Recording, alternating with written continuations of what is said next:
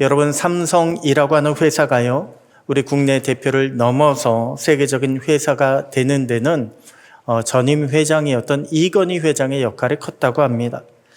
이전에도 이미 삼성은요, 국내에서는 최고의 회사였습니다. 최고의 재벌이었습니다. 하지만 세상에 나가면요, 그렇지 않았습니다. 세계 시장에서 삼성은요, 저 구석진 자리에 진열된 그저 싸구려 제품, 지금으로 이야기하면 마치 이제 중국 제품과 같은 그런 이미지를 갖고 있었다고 합니다. 이에 충격을 받은 이건희 회장은요, 회장으로 취임하자마자 품질을 강조했습니다. 품질 경영을 이루어야 한다. 그래서 변화와 혁신을 강조했습니다. 그래도 생각만큼 품질 개선이 잘 이루어지지 않습니다. 1994년도에 휴대폰을 생산했는데요. 그때 휴대폰 불량률을 따져보니까 무려 12%나 되었다고 합니다. 자, 그래서 어떻게 했을까요? 이미 그 해에 생산되었던 휴대폰 15만 대를 구미 공장 운동장에 쌓아 놓았다고 합니다. 그리고 모든 직원들을 다 불렀습니다. 그리고 거기서 그 쌓아 놓은 휴대폰에, 박스도 개봉하지 않은 휴대폰에 불을 질러 버렸습니다. 이것이 그 유명한 애니콜 화형식입니다. 여러분, 그 액수가 자그마치 500억입니다. 지금도 500억 그러면 엄청 큰 액수잖아요. 그런데 30년도 더 된 94년도에 500억이면요, 정말 큰 액수입니다. 회사로 따져보면요, 500억 원 되는 물건을 태워버린다는 거, 이거는 여간 큰 손해가 아닐 수가 없습니다. 하지만 이러한 결단이 있었기 때문에 결국에는 지난해에 세계 5위의 브랜드 가치를 가진 삼성전자, 세계적인 회사로 만들 수 있게 되었습니다.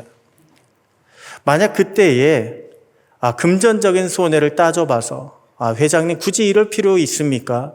그냥 전 직원들 다 모아놓고 회장님이 나서서 이야기만 하셔도, 우리 품질을 혁신합시다라고 이야기만 하셔도 되지 않을까요? 구호를 다 같이 외치면 좋지 않을까요? 라고 했다면 어떻게 됐을까요? 만약에 구호만 외치고 그쳤더라면요, 지금과 같은 그런 혁신은 없었는지도 모릅니다. 여러분, 우리의 신앙도 마찬가지입니다. 우리도요, 예수님을 믿은 이후부터는 거룩한 그리스도인이 되었습니다. 하나님의 백성이 되었습니다. 그런데 실제는 어떻습니까? 실제로도 거룩한 백성으로 살아가고 있습니까? 입으로는 거룩을 외치고 있지만 우리는 얼마나 거룩하게 살아갑니까? 얼마나 구별되게 살아갑니까? 우리의 신앙도요, 불량률을 판별할 수 있다면 우리의 신앙은 과연 몇 프로나 나올까요? 전혀 내 삶에 손해볼 생각은 하지 않고, 그리고 입으로만 우리가 회개를 한다라고 한다면 마치 그 불량품이 있는 휴대폰을 태워버리지 않고 우리가 구호만 외칩시다, 그래도 되지 않습니까? 라고 하는 그런 모습과 무엇이 다르겠습니까? 여러분, 우리는 우리의 모습을 한번 돌아볼 줄 알아야 합니다. 오늘 주님은 야곱에게만 일어나 베델로 올라가라 라고 말씀을 주신 것이 아닙니다.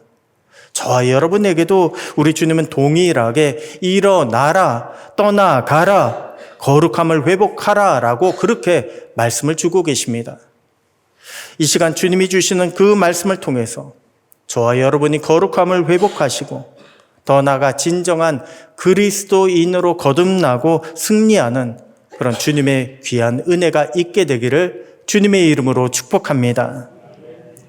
자, 그러면 진정한 그리스도인으로 살기 위해서 우리에게 필요한 것은 과연 무엇일까요? 오늘 본문을 통해서 살펴보면요, 먼저는 순전한 믿음이 우리에게 필요합니다. 순전한 믿음이 필요하다. 여러분, 이것이 무슨 말입니까? 하나님을 믿는다고 하면서 세상에 발걸치며 살아서는 안 된다는 것입니다. 세상을 의지하고 세상의 소망과 미련을 두고 살면 안 된다는 것입니다. 주님은 우리 모두에게 세상과 섞이지 않은 순전한 믿음을 원하신다는 것입니다. 그럴 때 주님은 우리의 믿음을요, 참되다고 인정해 주실 것입니다. 그럴 때 주님은 저와 여러분을 진정한 그리스도인이다라고 그렇게 불러 주실 것입니다. 여러분, 지금 야곱과 그 가정의 문제가 무엇입니까? 하나님을 믿는다고 하면서요, 순전한 믿음을 소유하지 않은 것입니다. 야곱도 보면 세겜에서 제단을 쌓았습니다. 여호와의 이름을 불렀습니다. 또한 야곱은요, 그 아들들 전부 그리고 그 집안 남자들에게 할례를 다 행했습니다. 그래서 시몬과 레위가요, 세겜에게 할례를 받아야 한다라고 그렇게 이야기한 거 아닙니까? 겉으로 보기에 야곱의 가정은요, 아무런 문제가 없었습니다. 하지만 야곱의 가정은 세상과 가까이 지냈습니다. 디나가 그 땅의 딸들을 보러 나갔듯이요, 세상의 문화를 즐기고 있었습니다. 또한 아들들이 아무렇지도 않게 속이고 약탈을 하듯이요, 세상의 방식으로 살아가고 있었습니다. 분명 야곱과 그 가족들은 하나님을 믿는 믿음의 가정입니다. 하지만 그 믿음이 순전하지 못하다 보니까 세상의 것들이 많이 섞여 있었습니다. 하나님보다 사람을 더 의지하고 하나님보다 세상적인 방법을 더 의지하며 살아가고 있었습니다. 여러분, 우리의 믿음은 무엇보다도 순전해야 합니다. 우리의 믿음은 순전해야 합니다. 우리의 믿음이 순전하지 못하면 우리의 믿음의 힘을 낼 수가 없습니다. 생각해 보십시오. 우리의 믿음에 의심이 섞이게 되면 어떻게 될까요? 우리의 믿음에 세상의 정욕이 섞이고 우리의 믿음에 물질에 대한 그런 욕심이 섞이게 되면 어떻게 될까요? 그때부터 우리의 믿음은 껍데기로 전락하게 되는 것입니다. 겉으로만 믿음이지 그 믿음 속에 보면요, 세상의 것들로 가득 차 있는 것입니다. 그러면 우리의 믿음은 아무런 힘을 낼 수가 없게 되는 것입니다. 야곱은요, 점점 커져만 가는 그런 문제 앞에서 내 믿음의 실체가 껍데기밖에 없는 믿음이었구나라고 하는 그런 것들을 비로소 깨닫게 되었습니다. 하지만 여러분, 하나님이 이때 야곱에게 보여주신 은혜가 뭔지 아십니까? 비록 껍데기만 남은 믿음일지라도 하나님은 하나님을 붙잡고 기도할 때 그 기도를 외면하지 않으신다는 것입니다. 비록 껍데기만 남아있을지라도 우리가 하나님 앞에 엎드려 기도하면 하나님은 우리의 기도에 응답해 주신다는 것입니다. 그래서 이제는 더 이상 아무것도 할 수 없었던 그런 야곱이 하나님 앞에서 기도했을 때에 하나님은 야곱에게 일어나 베델로 올라가라 라고 말씀을 주신 것입니다. 거기 거주하며 에서에게서 도망하던 때 나타났던 하나님, 그 하나님께 제단을 쌓으라고 말씀을 주신 것입니다. 자, 하나님은요, 야곱에게 이러한 응답을 주셨습니다. 그런데 여러분, 이 응답이 어떤 응답입니까? 지금 상황을 살펴보면 지금은 야곱의 염려대로 세겜을 죽이고 약탈한 그 사건이 주변 부족들에게 다 알려져 있습니다. 또한 주변의 그 부족들은요, 형제 부족들이에요. 야곱의 가정들을 노리고 있습니다. 그러면 야곱은 어떻게 해야 합니까? 주변의 부족들이 연합해서 야곱을 노리고 있다면 야곱도 힘을 모아야죠. 야곱도 400명의 군사를 거느린 에서를 찾아가는 것이 낫지 않습니까? 아니면 그들을 피해서 저 멀리 외삼촌의 집으로 다시 돌아가는 것이 더 낫지 않습니까? 그런데 하나님은 불과 40여 킬로밖에 떨어지지 않은 베델로 가라고 합니다. 베델은요, 세겜으로부터 굉장히 가까운 거리에 떨어져 있습니다. 그런데 그것도 잠시 거기 가서 제단만 쌓으라 이게 아니고요, 아예 그 베델 땅에서 거주하라고 말씀을 주셨습니다. 거주하며 제단을 쌓으라. 여러분, 베델은 세겜처럼 성읍이 발달되어 있지 않습니다. 성벽이 없다는 거예요. 자신들을 보호해줄 방어벽이 없는 그런 지역입니다. 적들을 막는 데 있어서는 베델보다 세겜이 훨씬 더 유리합니다. 그런데도 하나님은 베델로 가서 거주하며 거기서 제단을 쌓아라 이렇게 말씀을 하신 것은요, 전적으로 야곱에게 믿음을 요구하신 것입니다. 하나님은 야곱에게 믿음을 요구하며 그 믿음을 따라 움직이라라고 하는 것을 먼저 말씀하신 것입니다. 여러분, 만약에 우리가 문제 가운데 놓여 있는데 하나님께서 우리에게 이러한 응답을 주신다면 우리는 어떻게 반응을 하겠습니까? 예전에 어떤 분이요, 이렇게 고백하는 것을 들은 적이 있습니다. 자신은 너무나 힘들어서 하나님께 빨리 응답해 달라고, 빨리 해결해 달라고 그렇게 기도를 하고 있는데 하나님께서 응답을 주시지 않습니다. 그러다 점점 힘들고 지쳐만 갑니다. 그런데 주변에서 하는 소리가요, 한결같이 하나님께 기도해라고 그렇게 이야기를 합니다. 처음에는 그 말을 들었는데 차츰 그 말 듣다 보니까요, 짜증나기 시작하더랍니다. 아니, 나는 해결을 구하는데 지금 해결은 보이지 않고 자꾸만 기도하라고 한다니. 그래서 짜증이 났다, 너무 듣기 싫었다라고 하는 그런 고백을 한 적이 있습니다. 여러분, 우리도 문제가 안 풀리면 그런 경우 있지 않습니까? 기도하는 거 다 알고 있습니다. 그런데 막상 기도보다 빨리 해결해 줬으면 그 해답을 찾는 그런 모습들이 우리 안에도 있지 않습니까? 그런데 여러분, 사실 그 말이요, 하나님께 기도하라, 그 말이 가장 정답입니다. 우리에게 하나님이 계시다면 우리는 무조건 하나님을 찾아가야 합니다.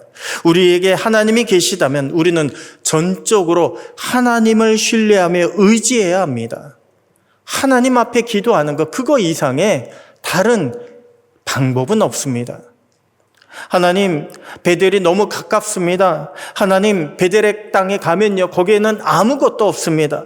하나님, 지금 저들이 모여서 우리를 언제 쳐들어올지 모르는데 예배가 중요한 것이 아니라 뭐라도 해야 되는 거 아닙니까?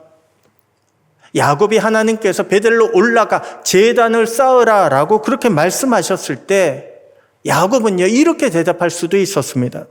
그런데 여러분, 우리가 하나님의 구원을 보기 위해서는요, 다른 것 따지지 말고 하나님의 말씀에 지체 없이 베델로 올라가야 합니다. 거기에 거주하며 하나님의 말씀대로 제단을 쌓아야 합니다.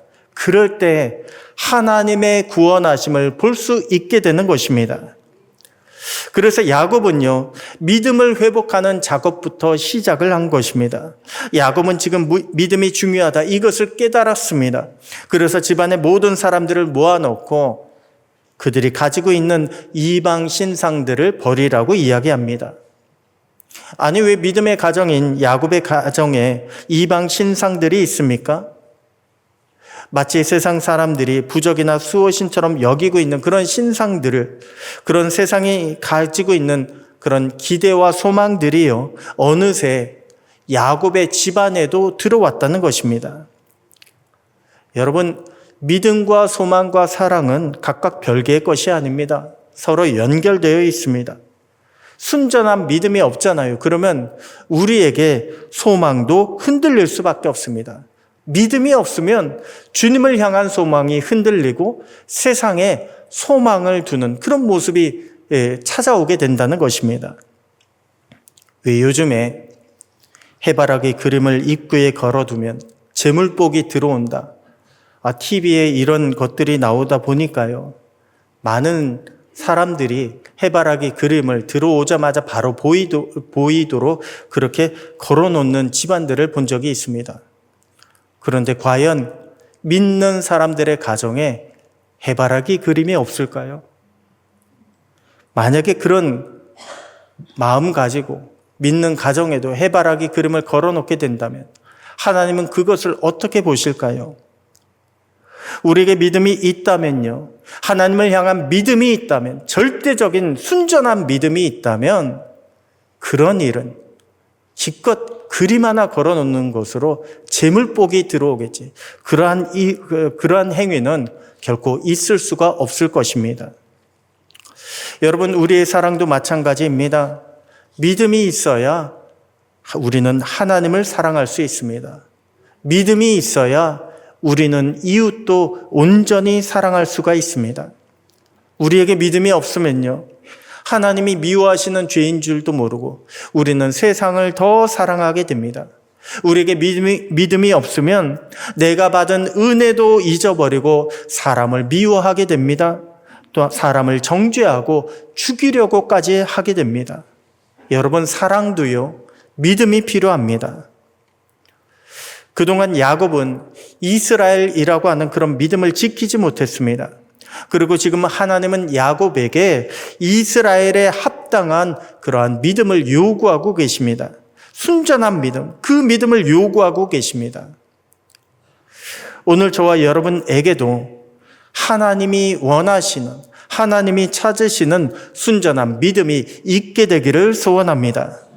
그래서 죄악된 세상에서 분명한 그리스도인으로 살아가시고 우리 주님을 의지하고 또한 주님의 도우심과 구원하심을 경험하는, 승리하는 저와 여러분 모두가 되시기를 주님의 이름으로 축복합니다. 다음으로 본문은 우리가 하나님의 백성, 거룩한 성도로 살아가기 위해서 무엇이 필요하다고 말씀을 주고 있을까요? 오늘 본문은 온전한 회개가 필요하다고 말씀을 주고 있습니다. 오늘 본문을 읽다 보면요, 여러분 갑자기 이상한 구절 한 절이 보일 것입니다. 바로 8절인데 8절에 보면 리브가의 유모 드보라가 죽은 이야기가 갑자기 등장하게 됩니다. 아니, 좀 전까지만 하더라도요, 과연 야곱이 어떻게 될까 가슴 졸이지 않았습니까?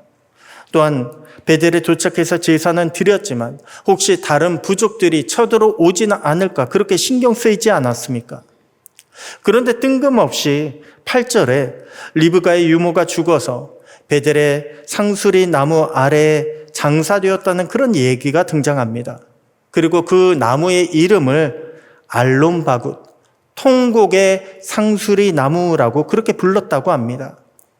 한마디로 야곱은요, 리브가의 유모를 장사하고 나서는 통곡했다는 거예요. 대성통곡했다는 것입니다. 아니, 왜 야곱이 유모를 장사하고 그렇게 통곡을 했을까요?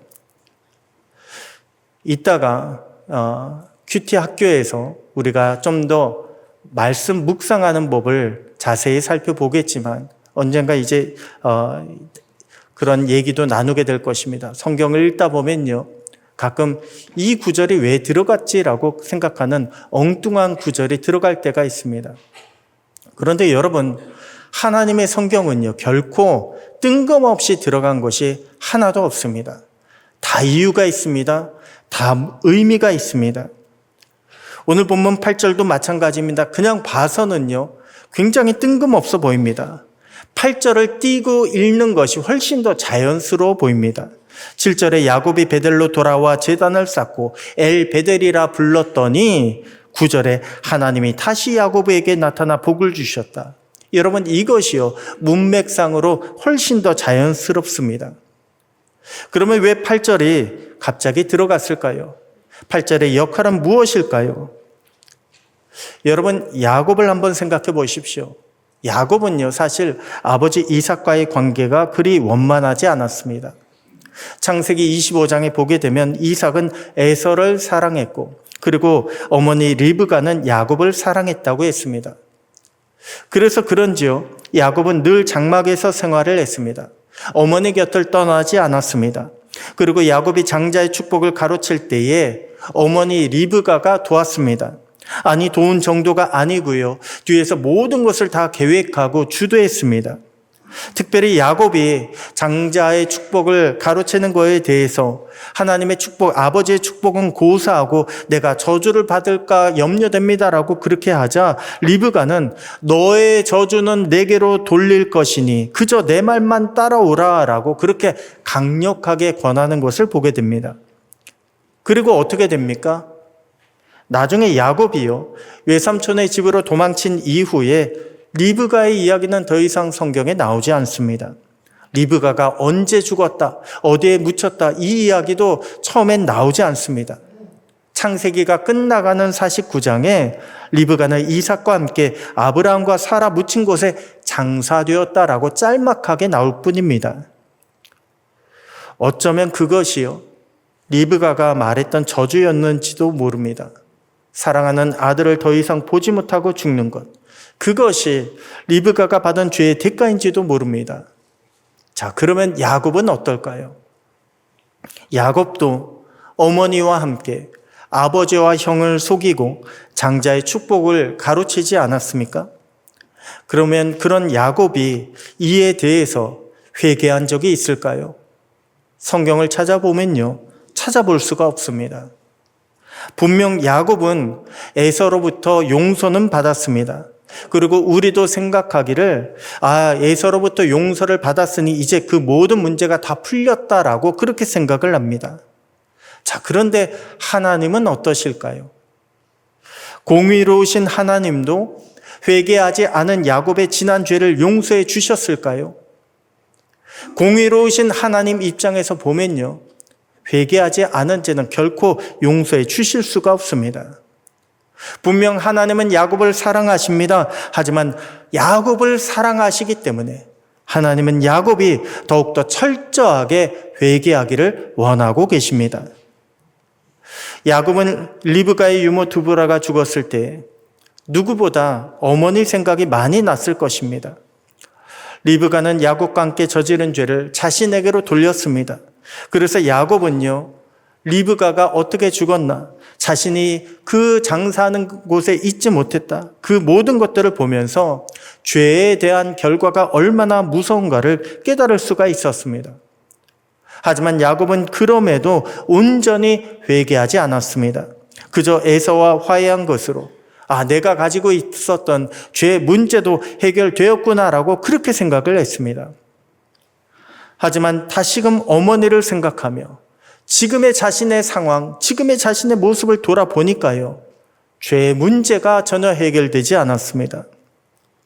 여러분, 우리가 죄를 회개하지 않으면 그 죄는요, 우리 안에 그대로 남아 있습니다. 아니, 나에게만 남아서 나만 영향을 끼치는 것이 아니라 내 자녀들에게도 영향을 끼치게 됩니다. 내 가족들, 내 일상에도 영향을 끼치게 됩니다. 그래서 그 죄는 모두를 하나님이 원치 않는 상황으로 몰아가게 됩니다. 그렇게 야곱은요, 리브가의 유모의 죽음을 통해서 어머니를 생각하고 자신의 죄를 돌아보게 되었습니다. 그렇기 때문에 그 유모를 장사할 때 야곱은 심히 통곡을 했던 것입니다. 심히 통곡하며 회개했던 것입니다. 여러분, 하나님은 우리의 온전한 회개를 원하고 계십니다. 드러난 문제만의 회개가 아니라 내 안에 있는, 드러나지 않고 내 안에 감추어 놓았던 그런 근본적인 죄의 문제를 철저하게 회개하기를 원하고 계십니다.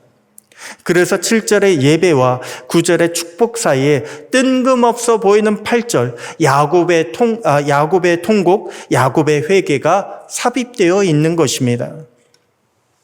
여러분, 온전한 회개 없이는요, 온전한 축복도 있을 수가 없습니다. 우리는 이것을 깨달아야 합니다. 우리가 하나님께 아무리 많은 축복, 큰 축복을 받았다 할지라도 우리 안에 죄가 있으면요, 그 죄가 그 축복을 오염시킬 수밖에 없습니다. 그 죄가 그 축복을 흔들어버리고 무너뜨릴 수밖에 없습니다. 그러므로 우리는 가슴을 치고 회개하며 죄된 모습에서부터 돌이킬 줄 알아야 합니다. 정결한 모습을 회복해야 합니다.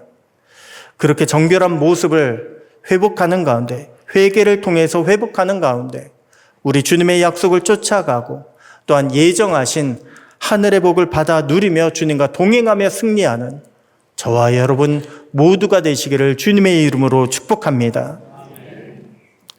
마지막으로 본문은요, 우리가 진정한 이스라엘 참된 그리스도인이 되기 위해서는 무엇이 필요하다고 말씀을 주고 있습니까? 바로 바른 정체성이 필요하다라고 말씀을 주고 있습니다. 바른 정체성이 필요하다. 무슨 말입니까? 하나님은 야곱을요, 이스라엘이라고 부르셨습니다. 그런데 여러분 한번 생각해 보십시오. 이스라엘이 과연 누구의 것입니까? 이스라엘은 누구를 위한 것일까요? 이것을 깨닫지 못하면요, 진정한 이스라엘이 될 수가 없습니다. 여러분, 하나님은 지난번 야복강가의 씨름에서 야곱의 이름을 이스라엘로 바꾸어 주셨습니다. 우리도 알다시피 이스라엘은 개인의 이름이 아닙니다. 이스라엘은 민족의 이름입니다. 이스라엘은 국가의 이름입니다. 한마디로 하나님은요, 야곱에게 하나님의 나라라고 하는 그런 정체성을 부여해 주신 것입니다. 하지만 야곱은 이것을 깨닫지 못했습니다. 야곱은 그저 이스라엘이 자기가 받은 축복의 이름인 줄 그렇게 알고 있었습니다. 자신이 씨름에서 이겨서 얻은 그런 복이라고, 복된 이름이라고 그렇게 알고 있었습니다. 그러다 어떻게 됐습니까? 결국엔 망하지 않았습니까? 자신의 아들들은 자신의 말을 더 이상 듣지 않습니다. 권위가 떨어졌습니다. 다른 세상에서 부끄러움을 당했습니다. 그렇게 망하지 않았습니까? 여러분, 하나님이 우리에게 주신 복은요, 내 거가 아니라 하나님이 하나님을 위해서 사용하라고 주신 것임을 우리는 결코 잊지 말아야 합니다. 하나님을 위해서 사용해야 합니다. 그것이요, 바로 하나님의 것을 맡았다라고 하는 청지기 의식입니다. 우리가 청지기라고 하는 것은 내 것이 아닙니다. 다 주님의 것입니다. 라고 그러한 의식을 가지고 있을 때, 그때 우리는 하나님의 청지기, 선한 종이 될 수 있는 것입니다. 그럴 때 우리의 일하는 그 모든 것들을 통해서 하늘의 상급이 쌓여지게 되는 것입니다. 그때 우리가 행하는 그 모든 것들을 통해 오직 하나님께 영광 돌렸다라고 하는 그런 칭찬이 있게 되는 것입니다. 여러분, 하나님이 내게 주신 축복을요, 내가 믿음이 좋아서 받은 것이라고 그렇게 생각해서는 안 됩니다. 내가 기도를 많이 해서 이런 복을 받았다. 내가 헌신을 많이 했기 때문에 이렇게 내게 복을 주셨다. 내가 받았다라고 내 것이라고 생각하면 큰일 납니다. 내 것이라고 생각하면 망칠 수가 있습니다. 하나님이 주신 복을요. 여러분, 천국도 한번 생각해 보십시오. 천국도 그렇지 않습니까? 우리 모두는 천국을 받았습니다. 그런데 이 천국 누구의 것입니까? 천국은요, 하나님의 것입니다. 천국이라고 하는 이름이요, 하나님의 나라예요. 천국은 사복음서 중에 마태복음에만 나옵니다. 회개하라, 천국이 가까이 왔느니라. 그런데 마가, 누가, 요한복음에는요, 천국이라는 단어가 한 번도 나오지 않습니다. 대신에 천국 대신에 하나님의 나라가 가까이 왔느니라, 하나님의 나라로 다 쓰여지고 있습니다. 그런데 적지 않은 분들이요, 내가 천국 백성이 되었다, 나는 천국을 받았다라고 그렇게 생각해서 천국이 나를 위한 내 것이라고 그렇게 착각을 하고 있습니다. 왜 이런 일들이 벌어지게 되었을까요? 우리가 신앙생활 하는데 여전히 그 신앙생활의 목적을 나를 위해서 신앙생활을 하기 때문에 그렇습니다. 내 천국을 위해서, 내 축복을 위해서 신앙생활을 하고 있기 때문에 그렇게 아버지의 것이라고, 하나님의 것이라고 생각을 못하는 것입니다. 여전히 내가 주인 되어 있다라고 하는 것을, 그 모든 것이 드러내고 있는 것입니다. 우리는 이것을 주의해야 합니다. 오늘 저와 여러분은요, 얼마나 하나님을 생각하고 있습니까? 오늘 저와 여러분은 얼마나 아버지를 위해서 일하고 있습니까? 요한복음 17장에 보게 되면 예수님은 분명히 우리 모두가 아버지의 것이라고 분명히 말씀해 주셨습니다. 하지만 세상은요, 점점 그것을 부정하고 있습니다. 세상은 인본주의, 사람이 먼저다, 사람을 먼저 생각해야 한다, 사람을 먼저 위해야 한다. 신앙생활하는 우리도 하나님을 위해서가 아니라 우리 성도, 우리 사람을 먼저 생각해야 된다라고 그렇게 이야기하고 있습니다.